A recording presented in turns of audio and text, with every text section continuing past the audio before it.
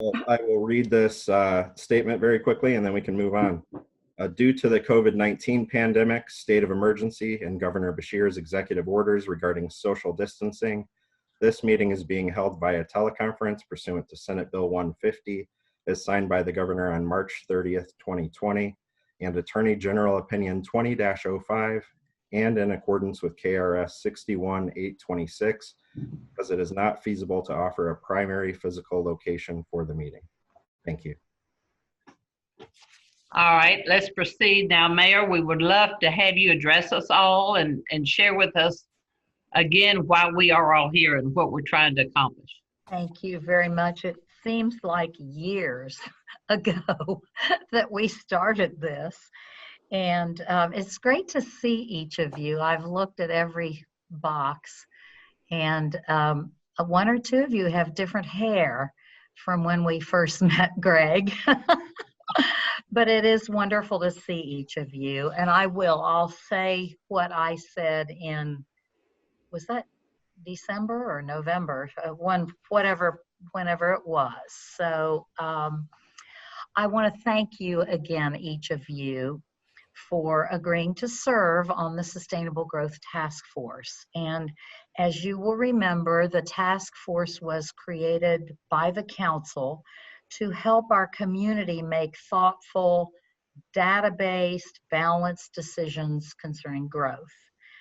And the goal for this group is to establish an objective framework for decision-making concerning the alignment of the urban service boundary.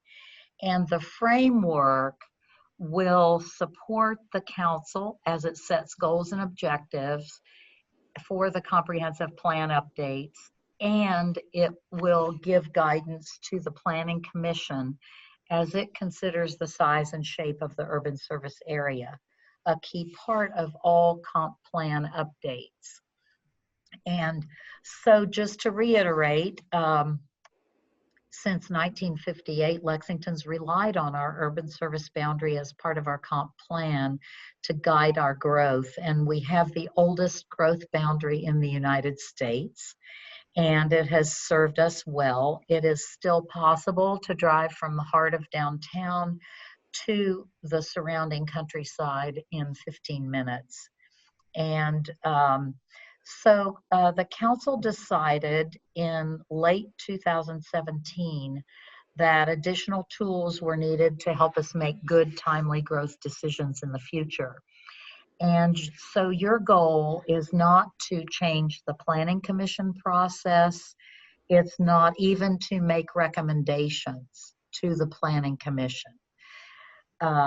Your goal is to better inform it by incorporating an objective, structured analysis. So we're hiring a consultant who will work with you to determine the data that needs to be reviewed and recommend the process we should use, including a time frame. And you know, I like to say that when I stand on the urban service boundary and look inward, I see a vibrant, dynamic city, and we will get back there.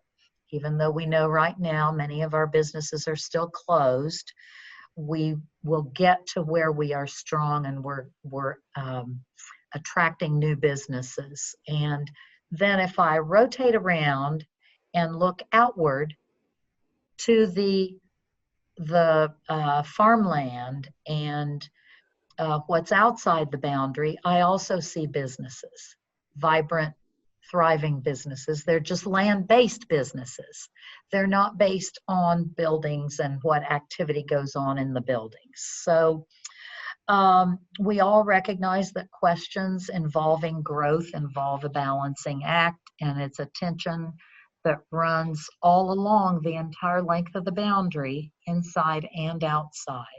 And we have had this tension ever since we had a boundary established. And quite honestly, I see it as a good tension. Tension can be a thing that produces good.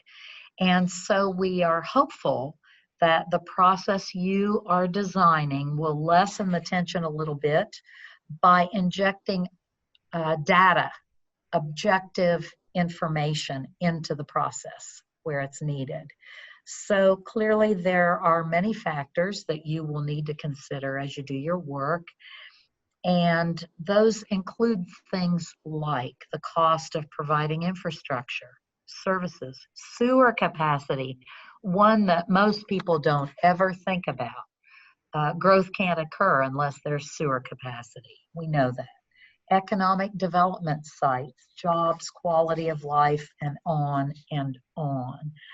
So just as growth is a balancing act, I think that this task force and each of you represent a process that will be a balancing act. And you each bring different skills to the table, different points of view. And I just want to thank each of you again for giving your service to our community. And at the end of the day, we hope that the process you develop is one we can rely on for many years to come as we build into the future for our community. So again, I appreciate each and every one of you. Thank you so much. And thank you, Anne, for giving me that opportunity. Thank you so much, Mayor. That gives us some good framework for what we're trying to accomplish here, and which I know we will be able to do. So with that being said, let's go on. Has everybody had a chance? Oh, okay. Yes. Our Vice Mayor. Thank you, Ann. Yeah, I just wanted to make sure that we are all on the same page about kind of our process. The language in the 5-year plan essentially says there will be a process that will be developed for making those kinds of decisions going forward, and that when that process is adopted by, does it need to be adopted by the Planning Commission? Is that the recommendation that this body will make about what the nature of that process will be? And then does it get adopted by the Planning Commission, and that would supersede, and I guess this is the main point, that language needs, once it's adopted, would supersede the provision that is now in the comp plan that says there'll be no expansion. So can we just talk a little bit about that and how that will, what does that look like? Sure. My understanding is that this will go to the Planning Commission for presentation, but because it's in the goals, objectives, and policies of the plan, it would be presented to the council as well. Chris Woodall and Jim Duncan, I believe, are available and can correct me in that regard if there's anything to add or clarify. But there needs to be something from this body, a specific recommendation that would then go to those other bodies. Is that correct? Yes, as far as I can understand. Is that correct, Mayor, what you're thinking? Yes. Okay. Vice Mayor? Yeah, that's what I just wanted us to be as clear as possible about what we're doing as a body, and then where what we recommend goes. So thank you. Okay. All righty. Craig, should we proceed on to the minutes now, you think? Yes, ma'am. Okay. Has everybody had a chance to look at the minutes? They have any additions or deletions, or would like to have discussion? All right, hearing none, then I would like to see a motion for approval. Motion. Second? Second. All right, all in favor? Aye.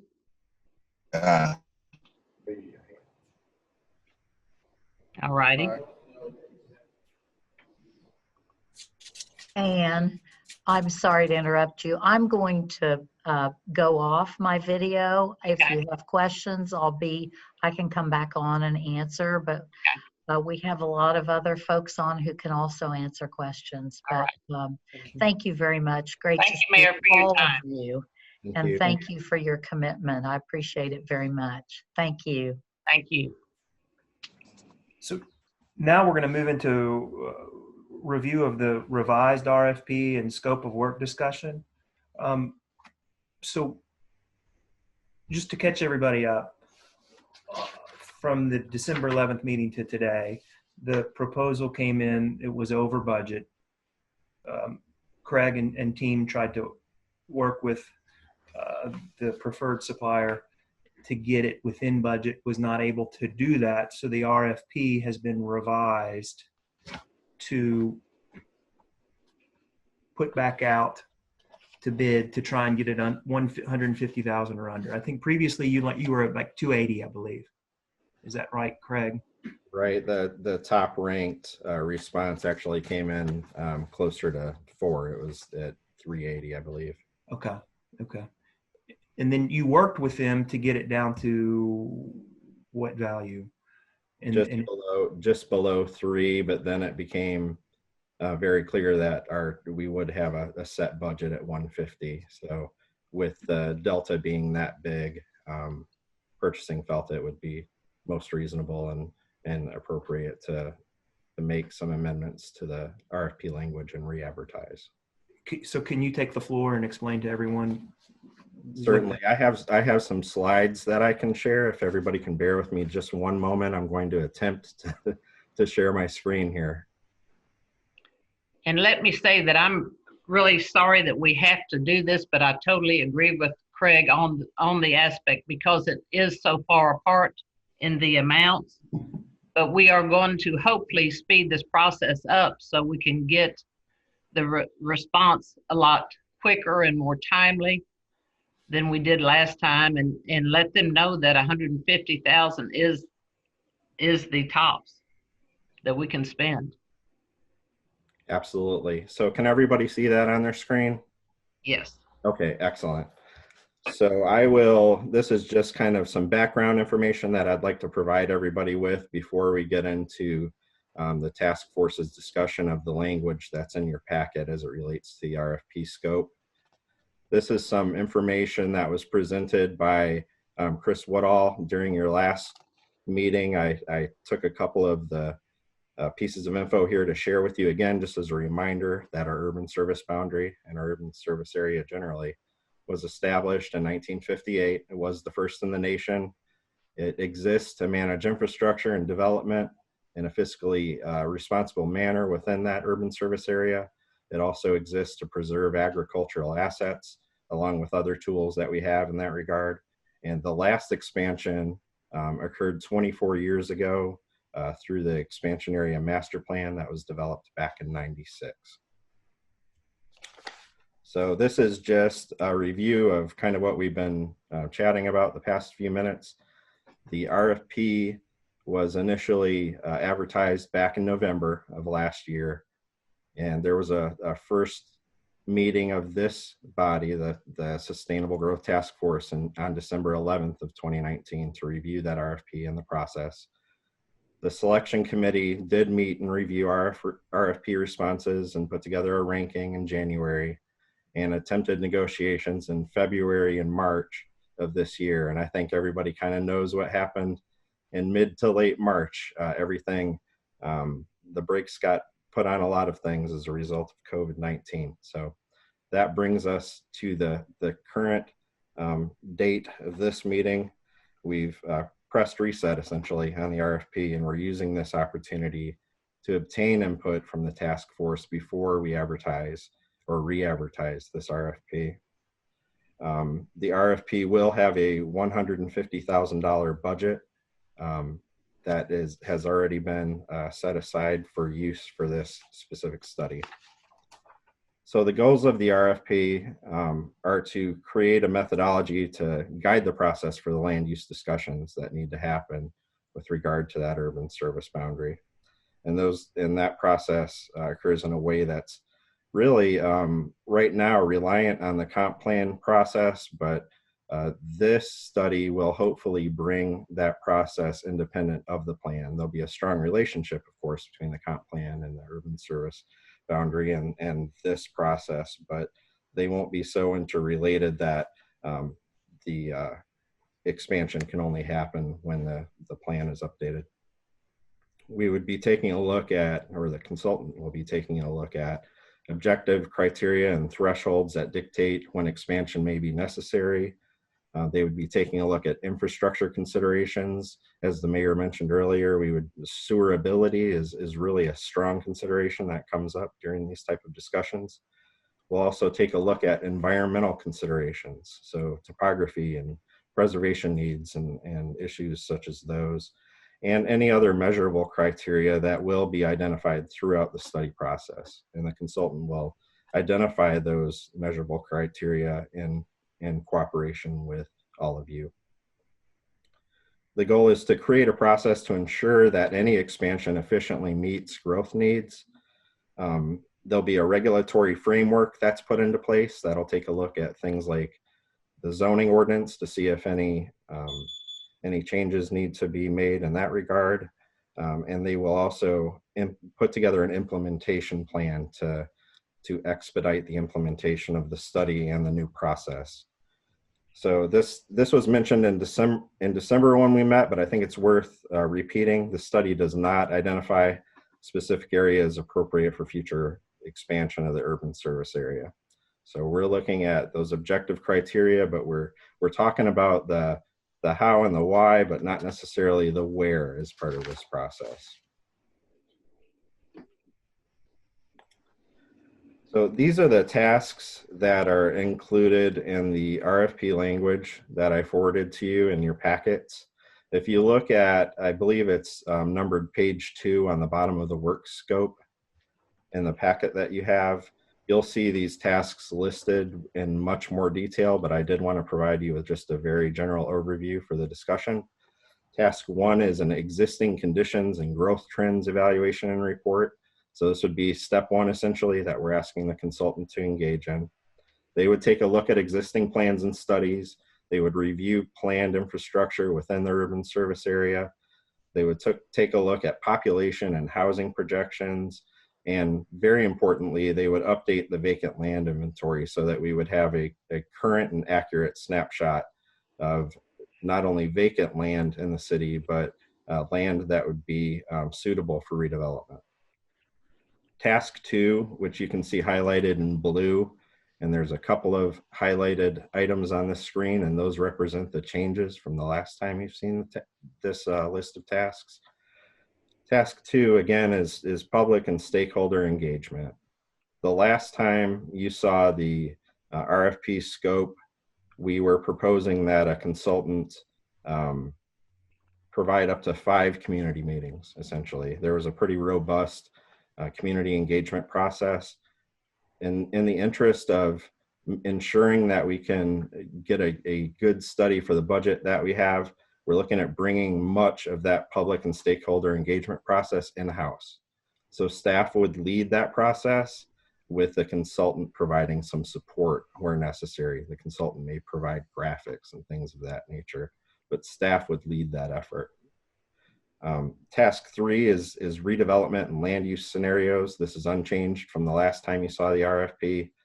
Essentially, this evaluates the growth capacity of the urban service area and applies appropriate density values to land. Takes a look at new development and infrastructure costs. There's no one right way to do this. So what we would be asking the consultant to do is put together several scenarios, and those scenarios will likely be the primary item of discussion at those public and stakeholder engagement meetings. We would be asking the public, as well as this task force and the Planning Commission and Council more broadly, to endorse one of those scenarios to move forward with for redevelopment. Task 4 relates to the identification of criteria for growth or expansion. Those are the objective criteria that we've been talking about all along, that they refer to anything from infrastructure to density to available land to a number of other items. And then finally, we are still proposing that the consultant provide at least a framework for implementation of the study. We want to ensure that once we have a study completed, that we have an implementation timeline and that we can expedite that. And again, there would be recommendations in there regarding infrastructure planning that's necessary and any changes to the zoning ordinance and so on and so forth. So the last time we advertised the RFP, data collection and analysis of growth trends in surrounding counties was part of the scope. We are proposing scaling that back to focus only on available studies and projections in those adjacent counties, rather than collecting and developing that data. And the reason for that is purely cost. When we started down the path of negotiation with the consultant, it became clear that just obtaining the data from surrounding counties was frankly nearly a six-figure effort. And there was going to be a significant effort going into developing that data, analyzing that data for surrounding counties. So what we would like to do, as proposed in the scope, is allow the consultants to collect any housing studies, population projections, any information that is easily obtainable or reasonably attainable for surrounding counties, but they would not be obtaining that information on a more granular level, like taking a look at property data on a parcel by parcel basis or anything of that nature. So those two blue areas that you see on the screen, those are the major revisions that you have in front of you today. This is just a review of the stakeholders for this particular study. And of course, this task force is a major stakeholder, as well as neighborhoods, our policymakers at the government level, the local government level, the Urban County Council and the Planning Commission. Our infill and redevelopment steering committee will be a strong stakeholder in this process, as well as any other stakeholders that this task force identifies. And those are discussions that we can have in the near future and as we move through this process. And finally, commercial and residential development community will be engaged in this process as well. This is the revised latest and greatest RFP timeline that we're anticipating moving forward with after we receive your comments today.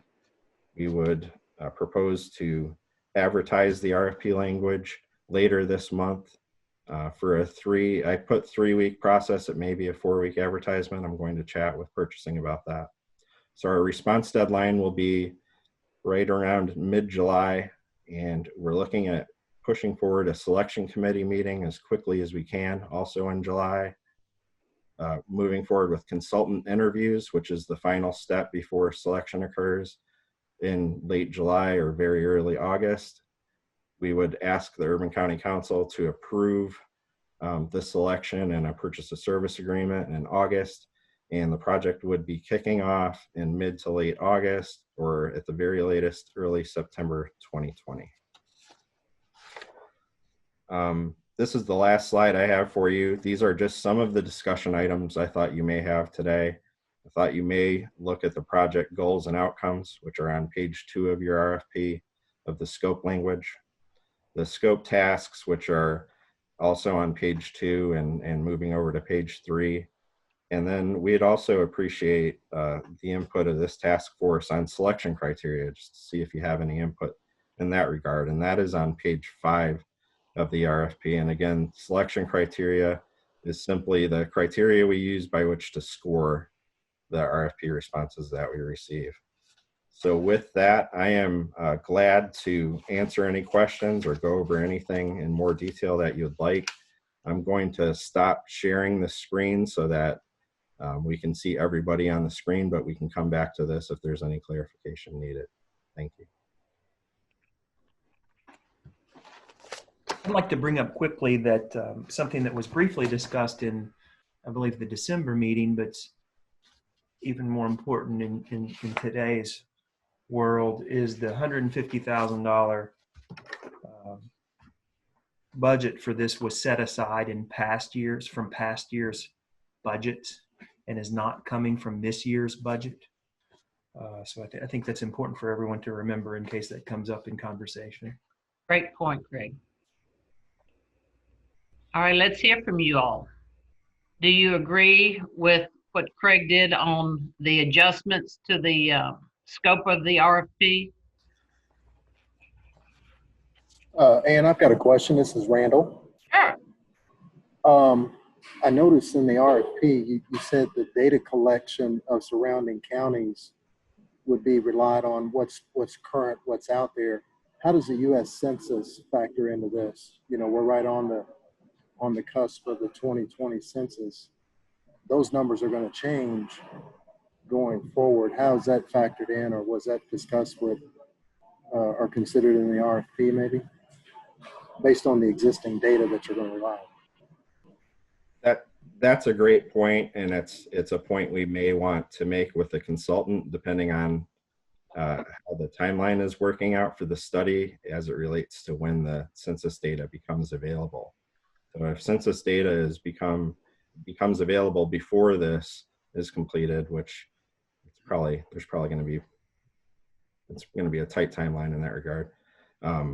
We could probably get an update done right then. Otherwise, there may be some updates staff can work on internally, or that might be a minor additional services item that we can discuss, because I agree with you. We should be using the latest data for our county and all the surrounding counties. So this, if we had stayed on our original timeline, we probably wouldn't have been able to have that consideration, but now we can. So I appreciate you bringing that up.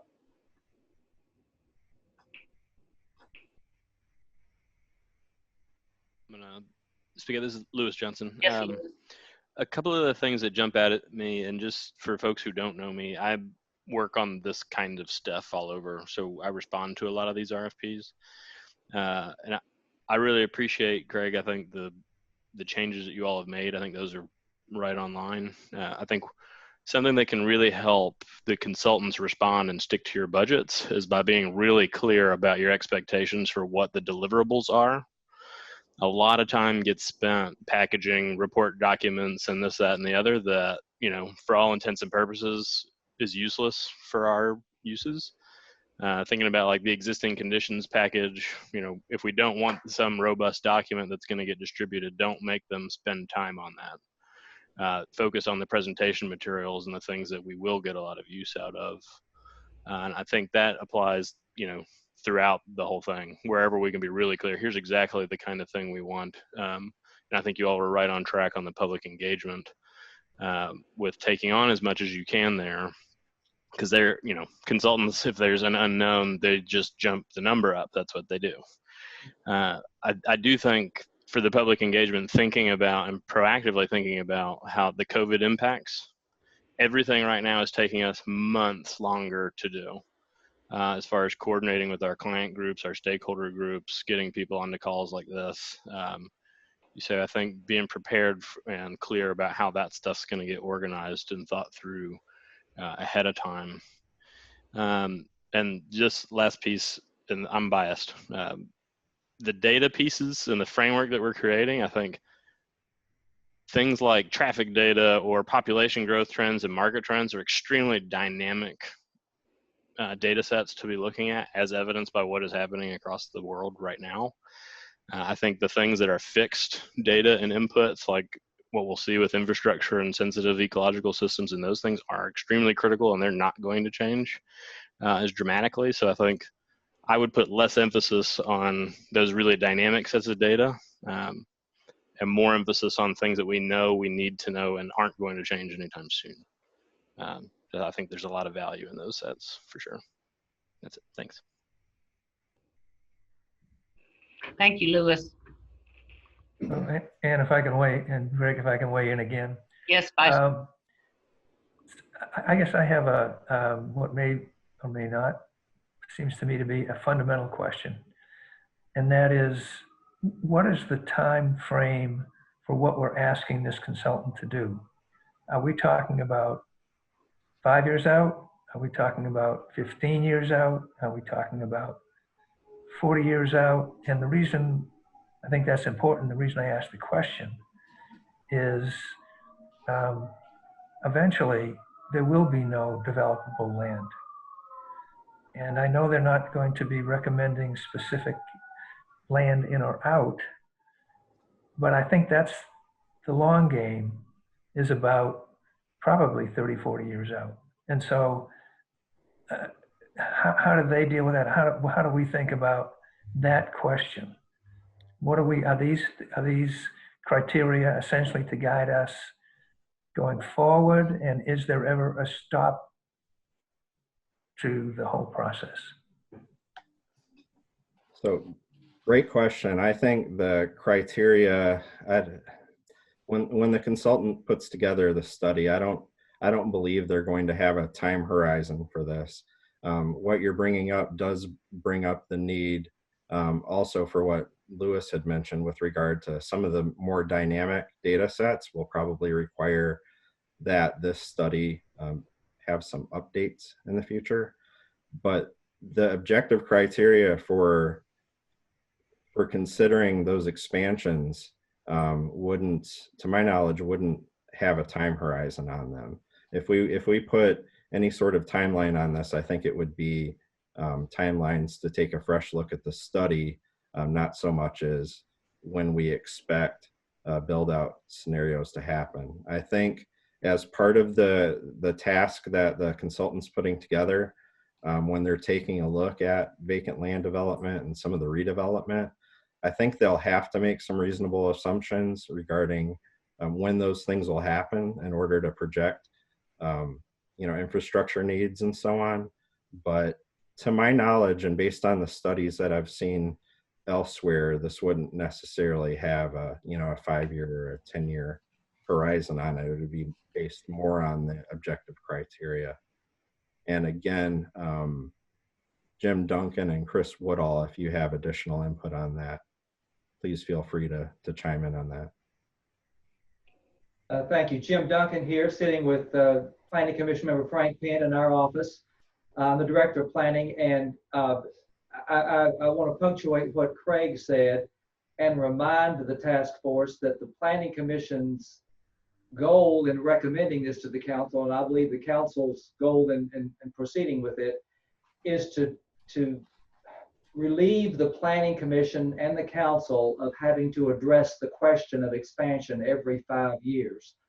So certainly, Vice Mayor, this is something that we would hope that could inform decision making, I would say, for the foreseeable future. I don't know that, I agree with Craig, I don't know that we'd want to put a timeline on it, but we would certainly want this to be something that could get us through the next 2 or 3 comprehensive plans with only some minor review on its relevancy, because that's really the whole point of doing this, is to separate the issue of the comprehensive plan from the question of whether we should expand the urban service boundary. So I believe in our discussions with the consultant, and certainly in our feedback to you all about this, that would be part of our recommendation, is that this is be something that is evergreen and is long-lived, and that can be applied for the foreseeable future.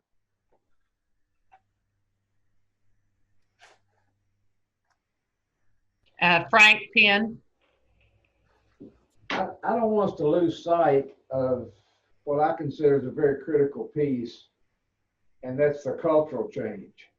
If you look at the last 3 comp plans we've done, we have a culture change of mistrust of data, mistrust of methods and motives. And if this can help us put hard data to where we all agree that it looks like something has to happen and how's the best way to do it, then to spend all the time that we've spent the last 3 times trying to prove or disprove somebody else's study.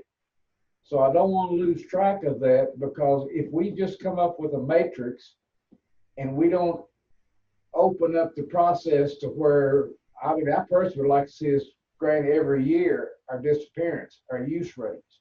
But I don't know how the consultant will feel about that. But we need to have some point in there about, we need to find a different way to do this in order to expand the trust level and the need level. Well said.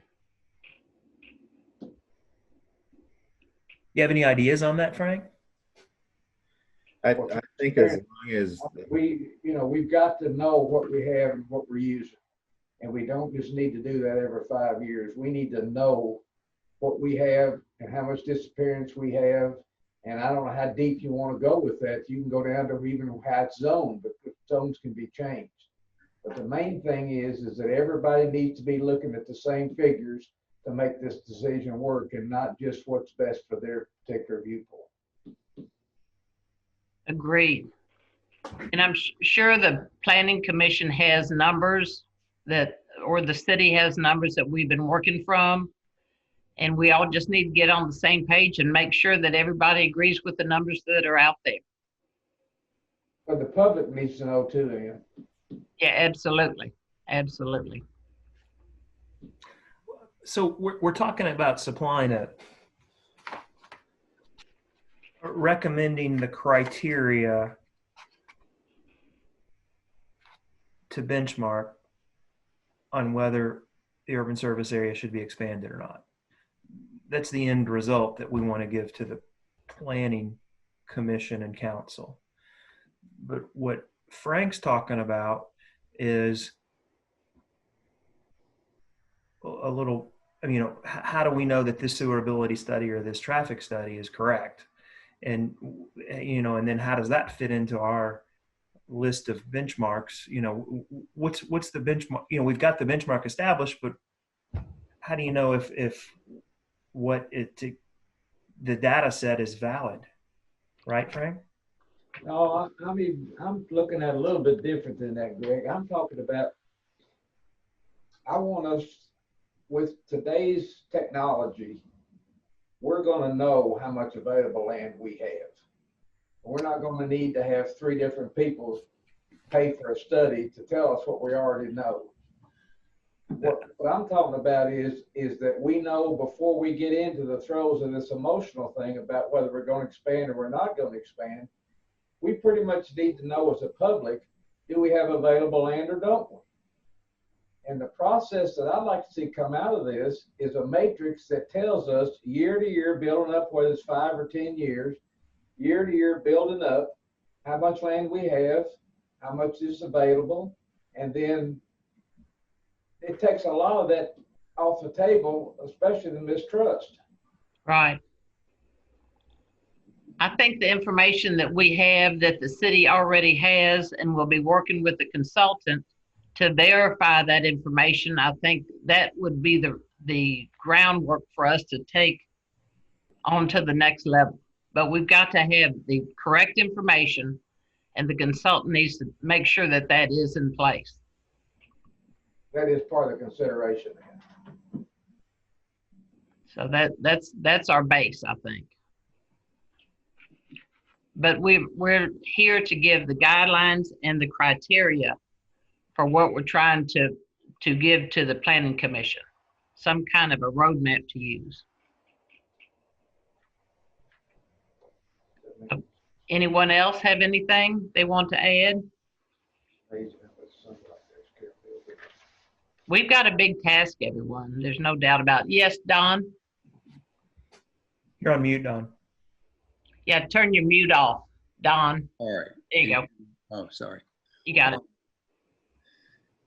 I guess I would just echo that we just need to be much more data driven. What exactly, and I tend to agree with Frank, even yearly, I'm assuming our planning staff and building department can pretty well pinpoint what's been used, what areas are being used, the housing types, all the things that permits and built out. So we know maybe what kind of land is most needed, where we go there, just that we continue to be really efficient. Otherwise we're just, and this process makes me, I'm not sure how to address it, but it just makes me a little concerned that we've got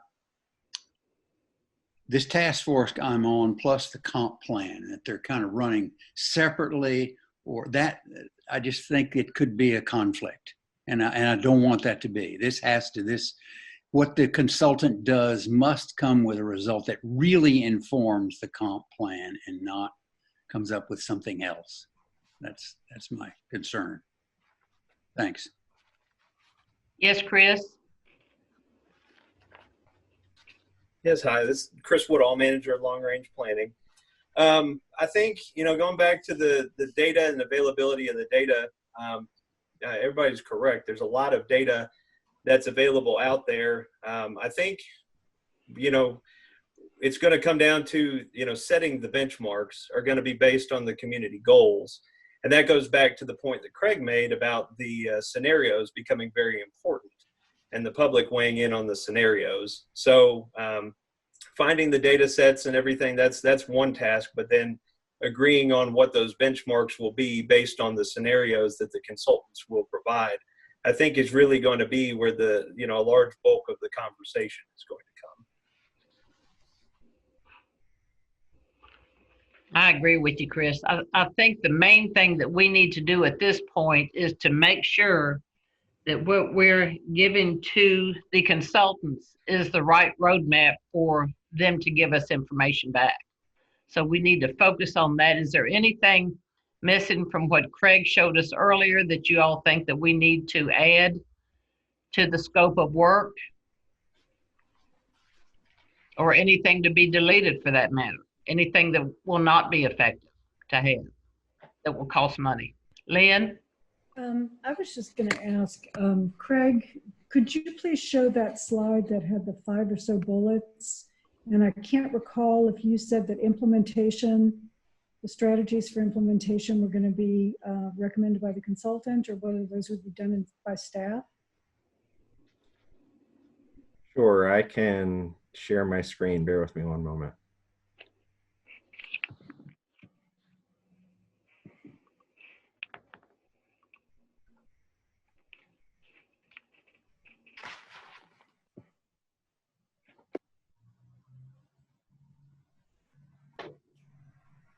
So those are the 5 tasks that are outlined in the RFP language.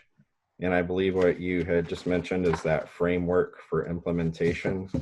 That would be, we would be looking to the consultant to provide the initial recommendations for that. However, we're not looking to the consultant to actually implement the plan. That would be an internal task to implement the study itself. So the consultant may take a look at, zoning ordinance considerations. They may put together a reasonable timeline and assign tasks by division, or at least make recommendations in that regard. But the actual work of implementing the study would be up to the staff. Does that answer your question? Yeah, it does.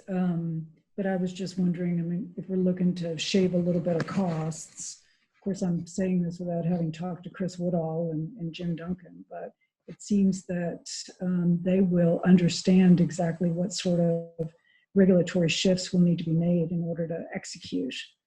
I think they will already know what ordinances, what divisions will need to be kicked into gear, at the appropriate time. So I'm wondering if that could maybe be taken off from the consultant's to-do list, and something that might be able to be done kind of organically through the process by the staff. But again, I haven't said this to Jim or Chris, just kind of thinking out loud. Thank you. Should we also consider putting on the task a time frame as Frank, I think, mentioned earlier?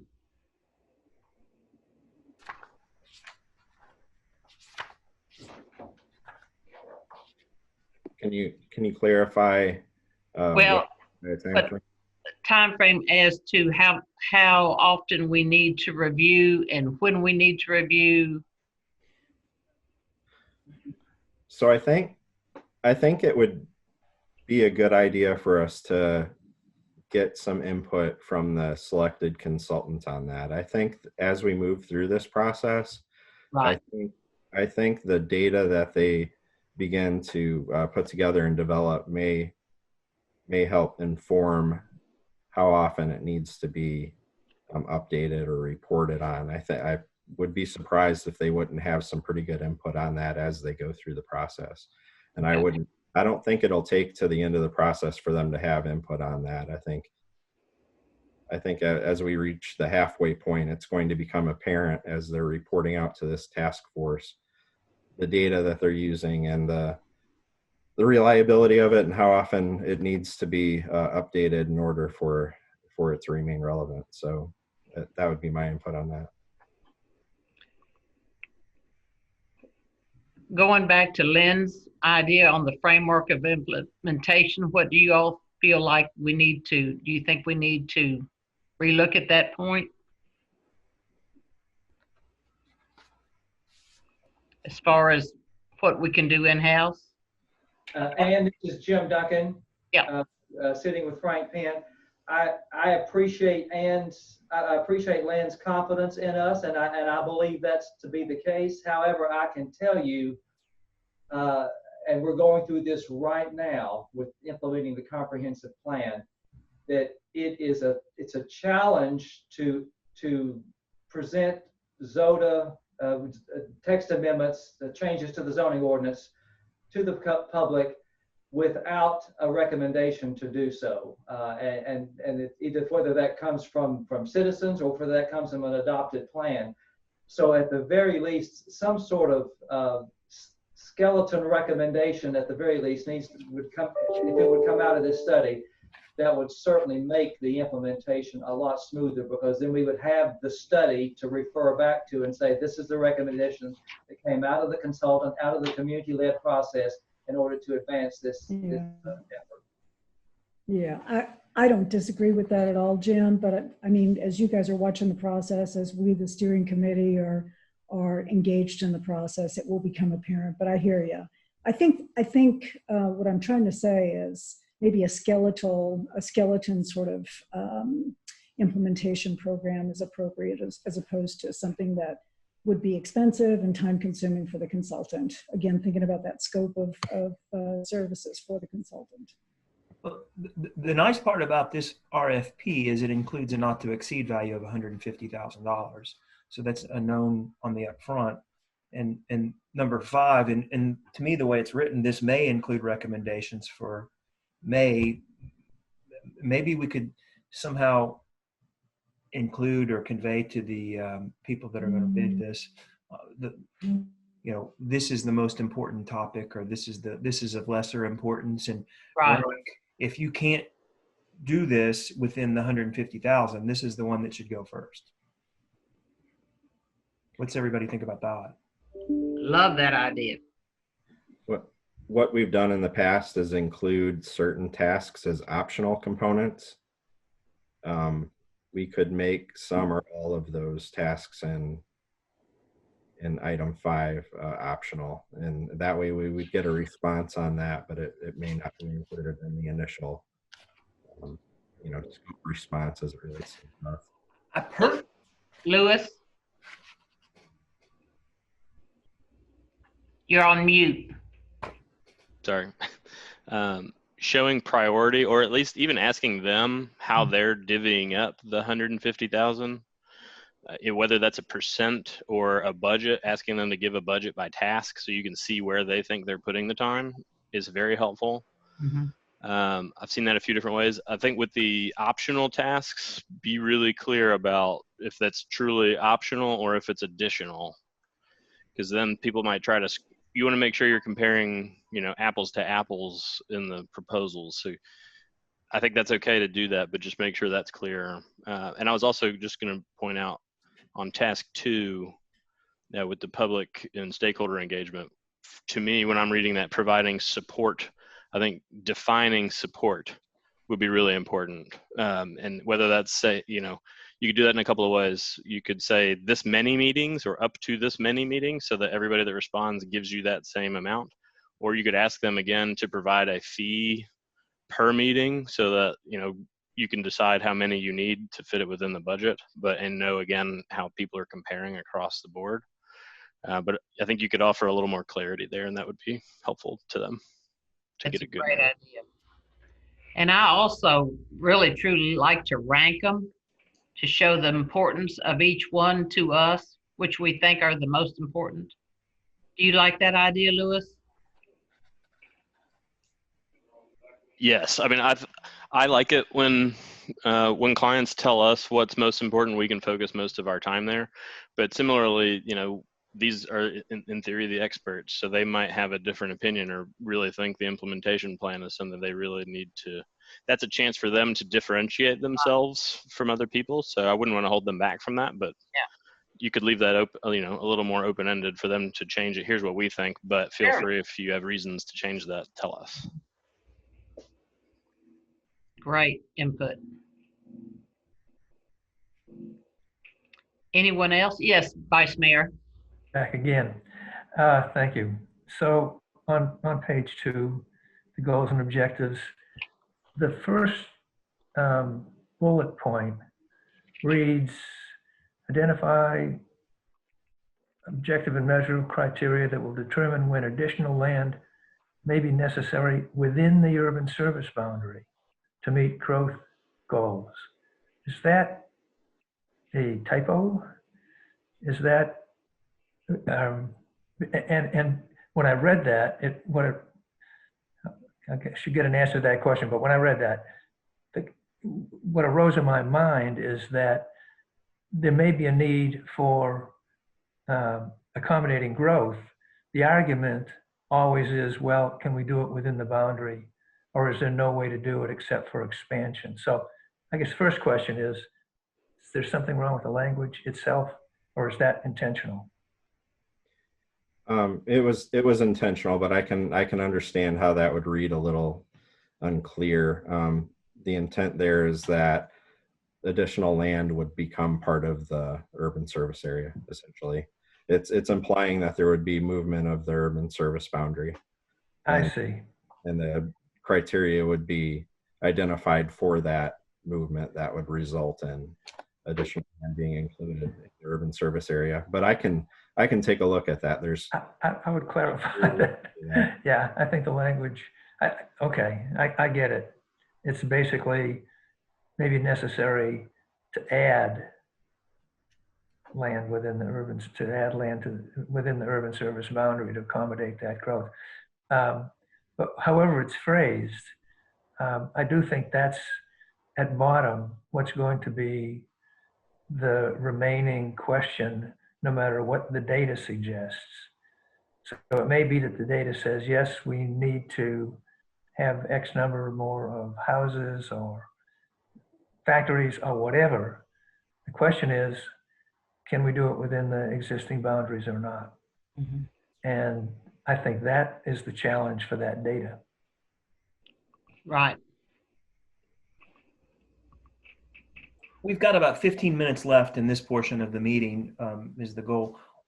I'd like to ask, Vice Mayor Kay brought up some very tangible things to alter on the RFP. What came out of Lewis's and the ranking and what came out of that that's tangible? Then how are we going to alter the RFP to reflect that? I will need to, I don't have any hard changes in front of me yet. I'm going to need to review the conversation, I think, again, and put some thought into how we would, if we would weight any of those tasks, because they are all very interrelated. I worry a little bit about putting emphasis on one of those tasks over any of the others, because again, they all come together into the final study. But that's something I'd be glad to take a look at. So far, the changes I have, if you'd like me to just discuss those couple of changes that I know for sure that we need to make. That first bullet point under project goals and outcomes on the top of page 2, that the Vice Mayor had just mentioned, reads a little unclear. I would like to go back in and clarify that language. So that's an absolute. I'll be going in and making some changes to that language so it's a little bit more clear. Under tasks and products, item 2, the public and stakeholder engagement. Lewis had a great comment that we need to provide we need to define essentially how many meetings we're looking at, having a consultant present or at least supportive of those meetings. I think we'll probably end up with 3 meetings, but that's something I'll look at further, and I'll refine that language as well. The goal here is to provide enough specificity for us to receive good responses, but not to be so detailed that we keep the consultant from providing good input and their own recommendations in the scope. So that's the balancing act that I'll be looking at. And then the rest of it, like I said, I'll take a look. I'll review this conversation again after the meeting, take a look at some of the other suggestions that were made regarding potentially weighting some of the tasks and so on. And finally, there was some discussion of making task 5, the regulatory and practical framework for the plan implementation, making that optional. To be candid, I would prefer that it remain a task that's required. If we start receiving input from the consultant community that they cannot reasonably make a response within the budget that we're, as proposed, then that's something maybe we would look at. But I hesitate to ask for the development of a study that's not going to have a clear implementation component. So that's my input on what we've discussed so far. I hope that helps. That seems like a good synopsis. Do any of the other task force members have any comments related to the RFP or scope of work? I still like the idea of possibly ranking our thoughts, and then also Lewis's idea on asking them what they consider the most important. I just would like to have that conversation with them. And to that point, on number 5, what Jim Duncan's point about the focus of being the next 3 cycles, if maybe the implementation, I don't know if it makes sense, but if the implementation plan needs to focus on those, the first 15 years or, whatever we're saying, that might provide a little more clarity. I don't know if that makes sense or not here, but just throwing that out there. Does anyone else have anything specific to the RFP or scope of work? Any task force members? If not. Yes, Price. Sorry. Sorry, Price. I'm sorry, I popped in late, but just to clarify, so the scope of work will be received, and then will staff score it and circulate it back to the task force members, or will we be scoring them individually, or just kind of the process of events? Craig, you want to share that with him? Sure, certainly. So the typical process is that after we receive our responses, we would put together a selection committee, and the selection committee usually has 5 or 6 individuals on the committee. They would, based on the scoring criteria that are in the RFP, which in this case are on page 5, the last page of the RFP, based on those criteria, they would review each of the responses and put together their scores, and then they would have a meeting where their scores are averaged and they rank the consultants. Typically they would rank the top 3 or so and move forward with interviews if necessary, and I expect that they will be in this case. The interviews provide the opportunity to accomplish some of what we've been talking about on this call. If the consultants have specific thoughts about how they would weight some of these tasks, or how they would approach specific components of some of the tasks, that gives the selection committee the opportunity to ask those questions and receive answers to those face-to-face, or based on how everything's going, maybe over Zoom. And once we get through those interviews, there would be a final selection. The selection committee would meet usually immediately after those interviews and make a selection to move forward with, and then purchasing would become involved in the process and negotiate a contract with the consultant to move forward.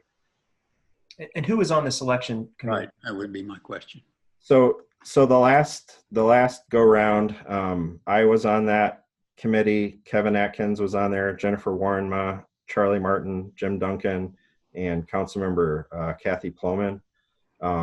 It's possible that we keep that same group. I've also seen on other RFPs where purchasing is starting to allow, having a person or a member or two from like this task force. That's something I would be glad to look into. Maybe have the co-chairs engaged in that process. I can look at that as well to see if we can get them there.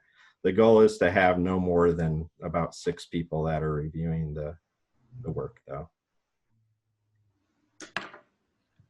Well, Craig, if you could let us know about that, that would be great. Certainly, I can find out quickly about that. Okay. I'll send an email to the co-chairs, and we'll go from there on that. All right, Price, does that answer your question, sweetie? Okay. Are there any other questions or comments related specifically to the RFP or scope of work? If not, I would say we conclude this portion of the meeting and move on to comment from task force members. And with the invitation for task force members to speak up, and if you would please limit any comments to 3 minutes so we can move the meeting along. But does anybody ever, and any task force members have any comment not related to, to the RFP?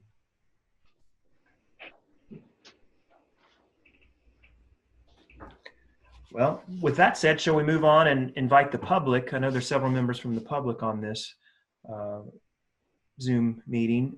Any members from the public that would like to comment? And if so, if they could limit their comments to 3 minutes or less also.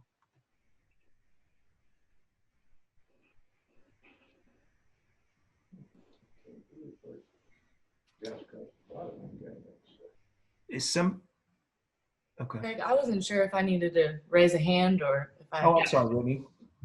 No, that's okay. Just as a member of the public, I'm Brittany Rothmeyer. I'm the Executive Director of Fate Alliance. And as listening to this conversation and looking at everything with the RFP, I guess the first thing that comes to mind is, and I think Frank spoke to this a little bit, but the difficulty of identifying as a community a central comprehensive place to look for information about our existing conditions and about our projections. And so in a process like this, like he mentioned, there are different organizations like ours, for instance, that do commission studies and things like that to get at the heart of where this data is. And so like in the past, like we came together with the home builders and LBAR in the city to do a housing study to try and evaluate, what we needed in terms of growth in our community. I guess this seems like a great opportunity to make a centralized place and process for gathering that information for community consumption and community transparency as well. And so I'm not sure how this RFP outlines, a need for the future for us to be able to replicate this data analysis, but I think that that's something to keep in mind, as far as building trust in the community and building that transparency and creating some sort of process to identify the information that we could keep and be able to view as a community as it relates to what are our existing conditions, what is the absorption rate, what's getting built, what are the number of housing starts, whether that's, single family home or multifamily or any of that sort of information. And I think this just presents a great opportunity for a centralized place and process to get that information. And I hope that that is something that is able to come out of this, or at least considered as we engage a consultant. Thank you. Thank you, Brittany. I think that's a very, very important piece of it. There's no doubt. Without good information, we can't get much accomplished. Anyone else? One thing I would like to add, and I don't know, Craig, if we have a shot at doing this or not, but I always like to have kind of a time frame on completion of a project, at least something to shoot for. So I would throw out there, and like I said, I don't know if we can get this done, but I would love to have this wrapped up to where our mayor, when she makes her merged government speech in 2021, I guess it is, that she is able to say that we have come to our conclusion, we have all the tasks in place and we've handed it to her. So is that an opportunity, do you think, or is that a pipe dream? The RFP presents the study as a 12-month process, so about a year from kickoff. So it would be a tight timeline to get it done. Now, that said, as we receive responses from consultants, I think they will have their own thoughts on time frame as well for this. So that's a discussion that we should have as we begin to review the responses, whether we can compress that timeline. Yeah, let's put that on the list, if you will. Anyone else? Greg? I'm quite curious. Is the timeline a portion of the selection criteria? I mean, I like compressing the timeline because, I mean, let's face facts. We've cut the budget. Not the budget. The budget has remained the same. We've gone from what was presented, which was going to take a 12-month period, and they were at 300 plus, to 150,000. I mean, logic would tell you that if it costs less, it's going to take less time. I mean, Louis, what do you think about that? Or Louis, I'm sorry. I caught you off guard. I'm sorry. No, you're fine. And Louis is fine too. I go by a lot of things. Yeah, I think clarity on the schedule is helpful, and I think the longer projects go, just the more time gets spent on coordination and emails and extra meetings and all that stuff. So if giving people the option, so maybe it's 9 to 12 months, or I don't know what, might be reasonable. So they know they can show some flexibility there, would be fine. I think that's great. Let's put that in there, Craig. Can I ask one more question? Sure, Lynn. I really liked what Bethany had to say, and I wondered if that is something that should be considered to be added specifically to the RFP, that the consultant creates some sort of infrastructure by which maybe staff can keep updated, but create some sort of greater operation that we can create transparency, where we know exactly, on a particular day of the year, how much land has been absorbed into residential growth, commercial growth, whatever the case may be. And I think that's really good, but is that asking too much to ask the consultant to create that superstructure to make that happen so that it could be implemented at the local level?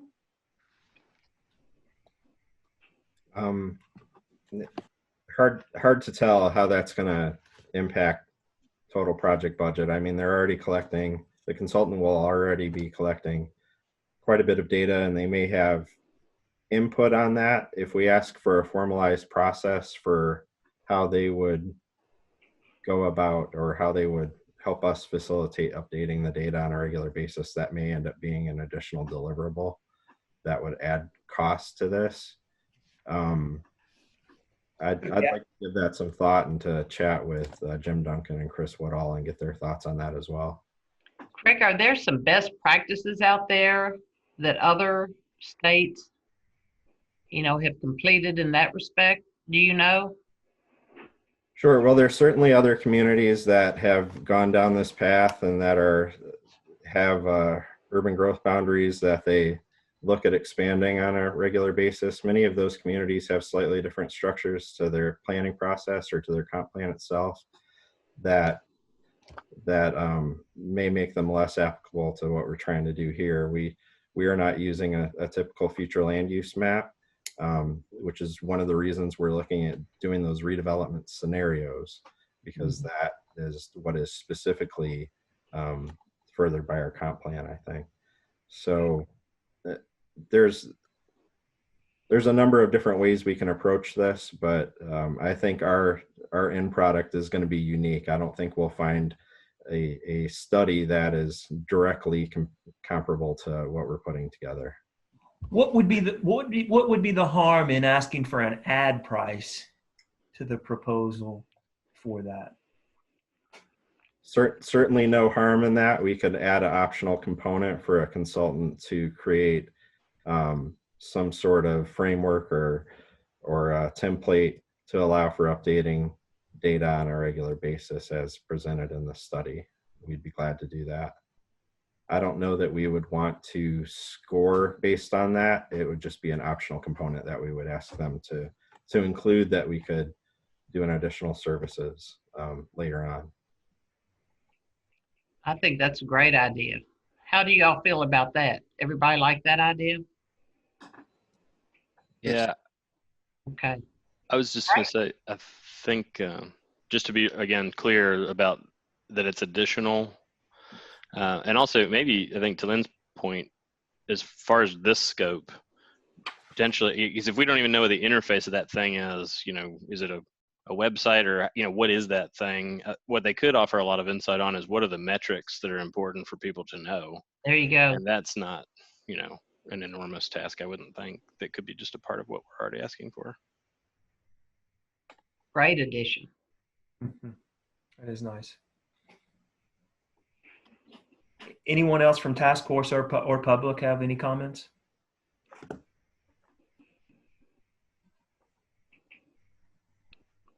All righty.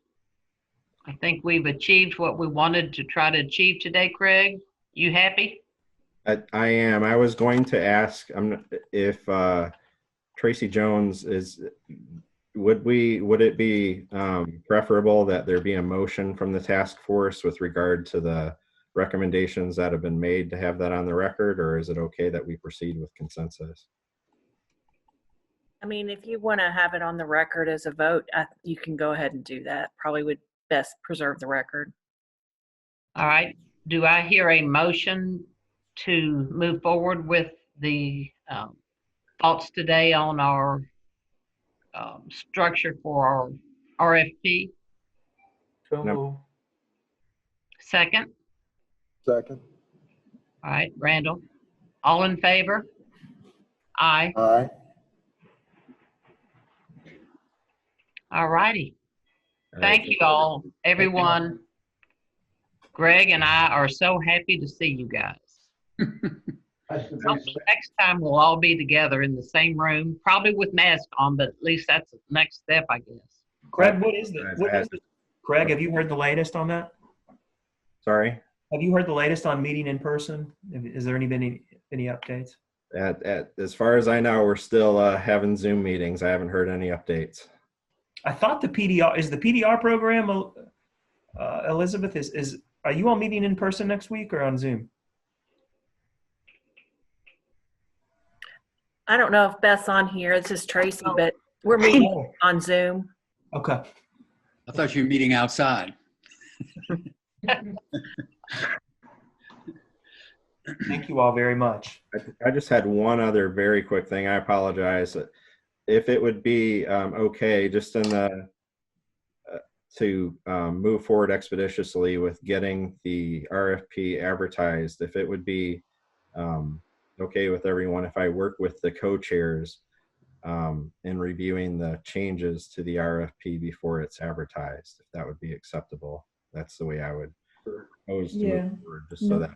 No problem. Sure. Craig, if you wouldn't mind sending us a copy of your PDF, your PowerPoint rather. Certainly. All righty. Thanks everybody so much for joining us. Yes, thank you. We'll adjourn unless anybody else has anything else. Thank you all.